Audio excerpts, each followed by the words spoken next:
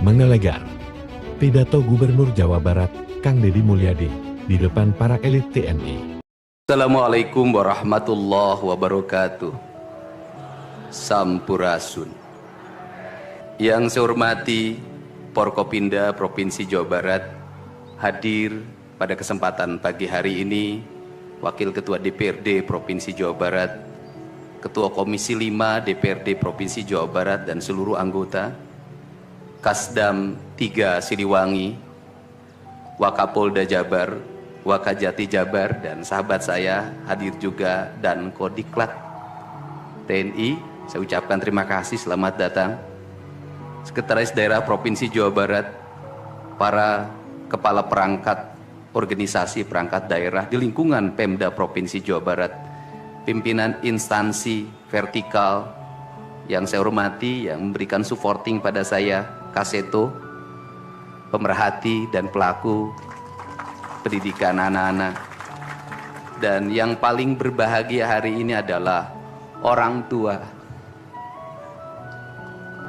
Dari 273 anak-anak Jawa Barat yang terjaring di seluruh provinsi Jawa Barat dengan berbagai latar belakang, dengan berbagai kondisi, dengan berbagai keadaan, hari ini sudah tumbuh menjadi anak-anak yang sehat, memiliki visi dan memiliki harapan. Bahkan menurut saya jauh lebih baik dibanding yang tidak mengikuti pendidikan di Dodik, Lembang, Rindam 3 Siliwangi. Saya ucapkan terima kasih buat komandan, wakil komandan, dan para pelatihnya. Yang pertama, hari ini kita bersama-sama memperingati upacara kebangkitan nasional. Saat masyarakat Indonesia, masyarakat Nusantara disadarkan dari ketertutupan telinganya, dari ketertutupan matanya, dari ketertutupan hatinya, dari kebutaan matanya, dari ketulian telinganya, dari kebisuan lidahnya, dan dari ketutupan hatinya, di mana saat itu kita masuk pada sebuah fase kita ternina bobokkan oleh imperialisme kolonialisme yang menghamparkan lapangan pekerjaan, yang menghamparkan perkebunan, yang menghamparkan areal persawahan, yang menghamparkan areal-areal irigasi, yang menghamparkan areal bendungan. Tetapi mereka mengisi gedung sate ini, mereka mengisi gedung-gedung indah dan mewah di seluruh Nusantara. Tetapi gedung-gedung itu hanya memiliki hak mereka untuk melakukan pengelolaan keuangan, untuk melakukan pengelolaan kekuasaan, di mana seluruh hasil kekayaannya dinikmati oleh mereka dan dikirimkan ke negerinya. Dan kemudian rakyat Indonesia hanya menjadi kuli dengan gaji yang terbatas, dan beberapa orang Indonesia yang tunduk menjadi kaki tangannya, menikmati sebagian kekuasaannya, bahkan menikmati uang-uang yang seharusnya dibayarkan kepada para pekerja Indonesia yang lapar, yang hitam kelam terbakar, yang disebutnya sebagai rodi.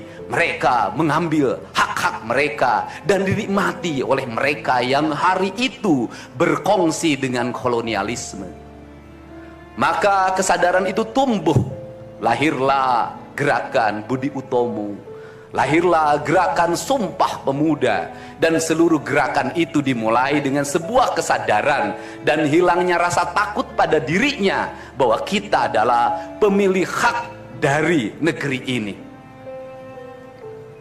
Hari ini kita disadarkan pada sebuah peristiwa di mana kita sering buta mata kita. Kita sering tuli telinga kita, dan kita sering gagu lidah kita.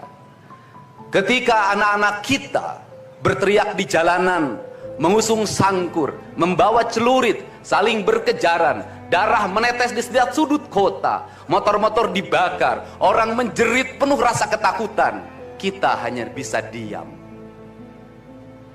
Ketika di sudut-sudut kota, anak-anak kita menenggak ciu Ketika sudut-sudut kota anak-anak kita makan eksimer, ketika di sudut-sudut kota anak-anak kita makan minuman oplosan, mereka jatuh tersungkur, matanya merah penuh dengan rasa emosi, pulang ngamuk ke orang tuanya, kita hanya bisa diam.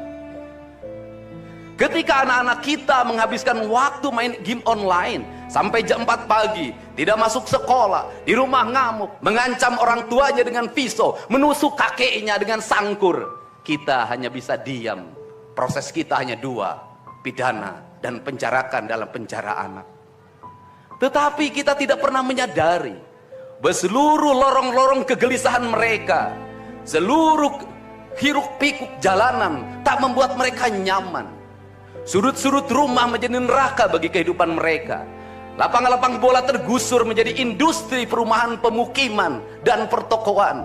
Mereka kehilangan tempat bermain. Mereka kehilangan air yang jernih di sungai sehingga bisa mereka berenang. Mereka kehilangan gunung-gunung yang indah tempat mereka bercengkrama dengan alam. Mereka kehilangan sawah yang terhampar. Yang mereka lihat adalah kebisingan dan kebisingan. Bising di jalanan karena knalpotnya brong. Bising di rumah karena orang tuanya bertengkar. Maka mereka lari dalam lorong-lorong gelap. Digenggamnya handphone, diambilnya obat-obat terlarang, ditengahnya minuman dalam sebuah kelompok yang sama. Kita orang-orang yang terpinggirkan di rumah, kita orang-orang yang terpinggirkan di sekolah. Guru-guru telunjuknya menunjuk pada wajahnya, tapi tak bisa memberikan solusi kegelisahan jiwanya. Semua orang hanya memberikan pengamatan, analisis, kajian. Itulah metodologi yang dikembangkan bangsa ini. Tetapi tidak ada yang berani mengambil solusi, mengangkat mereka di sudut jalanan, dimasukkan ke barak, dididik secara militer, diarahkan menjadi anak-anak yang berguna. Kedisiplinan militer adalah harga mati bagi kemajuan bangsa, bukan musuh. Pandangan-pandangan buruk terhadap militer adalah